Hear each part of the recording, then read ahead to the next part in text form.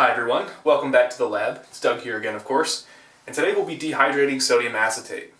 It's kind of a short and simple video, and you might think that, well, okay, you just heat up sodium acetate and it dehydrates, and you'd be correct when you say that. But unfortunately, sodium acetate happens to be difficult to dehydrate because it chars easily. It decomposes at the temperatures very close to what are required to render it completely anhydrous. So what I've got here is a method of dehydrating sodium acetate very carefully using heat. That's very easy to do and very hands-off, and it yields a very, very good product. So essentially sodium acetate comes as the trihydrate, and what we're looking for is the anhydrous version, and we'll just boil that water off into the air. And I've found that optimal temperature for this is exactly 300 degrees Fahrenheit or 150 C. It's actually like 148.8 C, but close enough. Anyway, you can do this with a conventional oven. It's not that hot. And you eliminate hot spots because of the conventional oven. It's circulating air around the sodium acetate. You have to leave it in there for several hours, but instead of heating it on a hot plate or something like that where you can char the bottom and not fully dehydrate the top, this method happens to work very, very, very well. And it's quite hands-off too. You only need to stir it maybe 3 or 4 times through the whole process. So I'll show you how it's done. Although I've made sodium acetate myself from sodium hydrogen carbonate and acetic acid, very dilute acetic acid, essentially a giant vinegar and baking soda reaction, and I'll roll some of those pictures while I'm talking about this so you can see what I've done.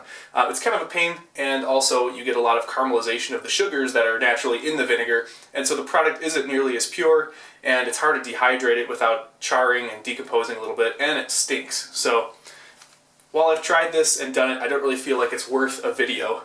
So instead, I tend to buy my sodium acetate online, usually on eBay. Many, many places sell it. It's not a restricted chemical. It's a food additive, so it's perfectly safe to handle. And this is how it comes. Sort of like rock salt. It's rocky and moist. It's a little bit hygroscopic, and it comes in these nice, beautiful, large crystals. And of course, this is the trihydrate, and we're going to dehydrate this on a pan in the oven. The first step is to get a large glass pan that's suitable for use in the oven. Mine happens to be Pyrex brand, and so this will work just fine.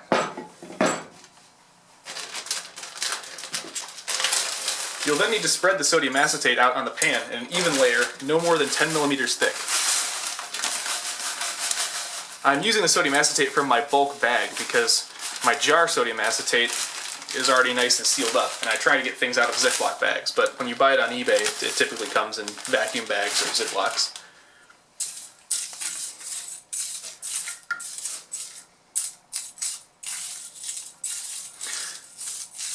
So spread the sodium acetate crystals in the pan as evenly as you can.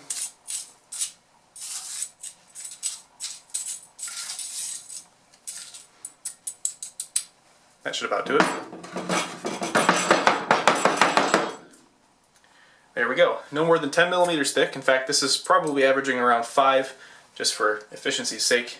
And then we simply pop it in the oven at 300 degrees Fahrenheit. I use Fahrenheit because my oven is in Fahrenheit, but that's 150 Celsius.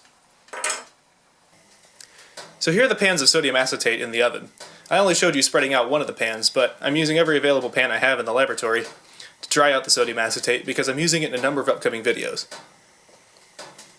The oven's set at 300 Fahrenheit, or about 150 C, and we'll now let this go for about an hour and come check on it.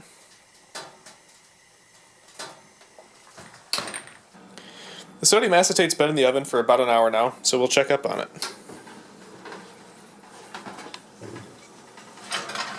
You can see here it's starting to dry to a fluffy white powder. But if I shake the pan, there's liquid in the bottom.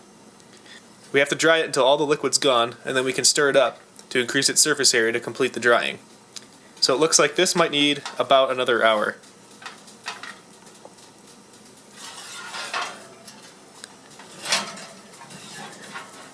This bottom one has much less liquid in it.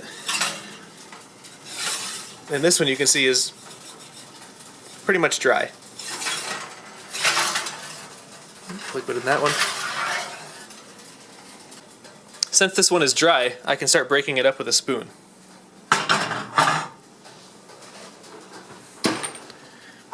We can check the underside just to be sure. And you can see there's only one small pocket of liquid left.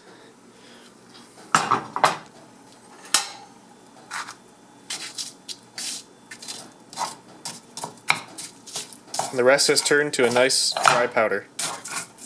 Completely free of decomposition. No yellowing, nothing. Nope, see, now we've broken into some liquid, and you can see the liquid's boiling. And now it's sticking to the spoon because of the liquid. I can break into this pocket here.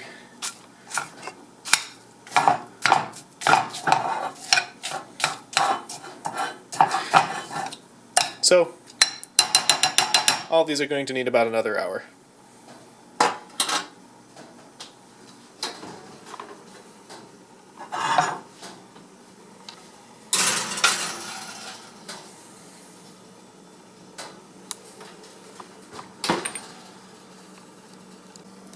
It's now been exactly 2 hours since I put it in. And you can see when it starts getting near completion that it, ooh, it's crackling, but it starts to puff up like this.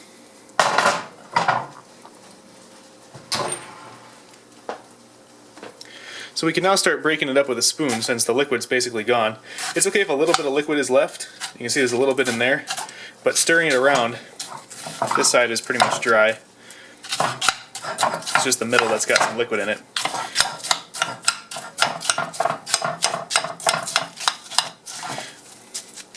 So the goal here is essentially just to cut it up and to stir it up and increase its surface area. Mix the liquid with the solid as much as possible. And in another maybe half hour, 45 minutes, this will be completely dry.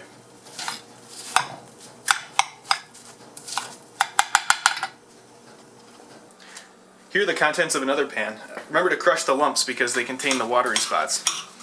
You can see how this is coming up now as almost a dry powder with just a few hard spots. As it gets drier, those hard spots break up into a very, very fine powder. Once the consistency is completely a very, very light, dry, fine powder, it can then be stored. You'll notice why I've only placed about 10 millimeters or no more than 10 millimeters deep of wet crystals into this pan, and it's because on dehydrating it likes to fluff up, and you can see there's much more volume in this pan than there was before. It also affords you the ability to slosh the liquid around if it starts to pile up in one spot, which also helps spread it out and dehydrate it. We're now rounding out the hour-and-a-half mark, and as you can see I've made a mess of my stove, and I think one of these batches should be just about done, so let's pull it out and see.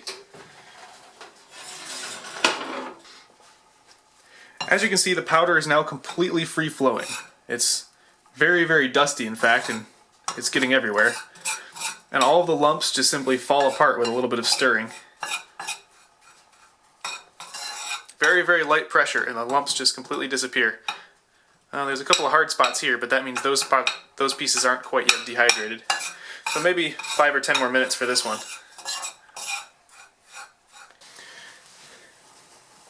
The original pan now looks like this, and I can see some bubbling happening in the middle.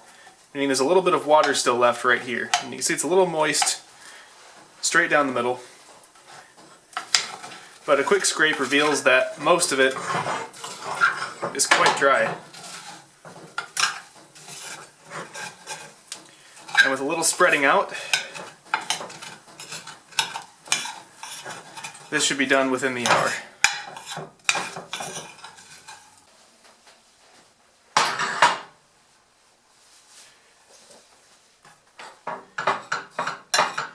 This batch here is most certainly done. It's got a very dry, powdery consistency. And it's a very dusty powder. You can see it's getting into the air here. All the lumps are very easy to crush. And it stirs with ease.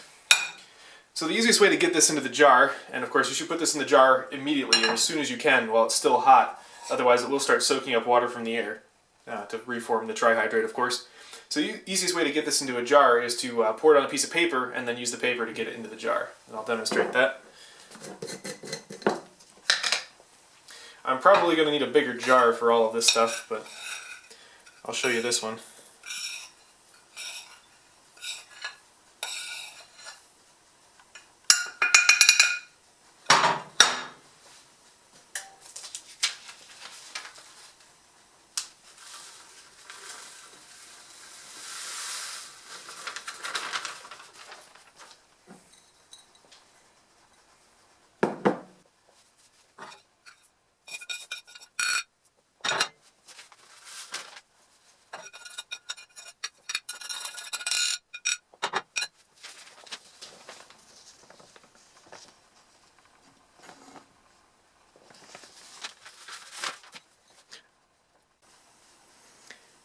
This is the product of about 3 hours of, oh, I wouldn't call it hard labor, just a little bit of mixing occasionally at 300 degrees Fahrenheit, 150 Celsius. I still have 3 more pans in the oven. I dehydrated a total of 2 pounds of sodium acetate. I didn't calculate what the theoretical yield for that would be, but this is substantially anhydrous based on some testing I've done earlier.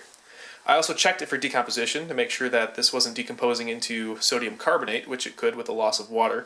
So I dissolved this in some water and added an acid, and no effervescence was noted, so I believe this to be essentially carbonate-free, and as you can see by the color, it's essentially decomposition-free as far as carbonization is concerned. I've seen a lot of other YouTube videos where dehydrated sodium acetate takes on sort of a chunky, which I assume to maybe not be totally anhydrous because of that. I don't know. And also a browned kind of color because of decomposition. And while this isn't the most time-wise efficient method of dehydrating the sodium acetate, it is, as far as chemical purity is concerned, probably the best way to do it. So anyway, I'll be using sodium acetate in a number of upcoming videos, so watch out for those and stay tuned if you enjoy them. And if you enjoyed this video, please hit the like button, it helps me out, and subscribe if you haven't already subscribed, of course. But aside from that, thank you very much for watching. It's been another Doug's Lab video. And yeah, I'll see you next time.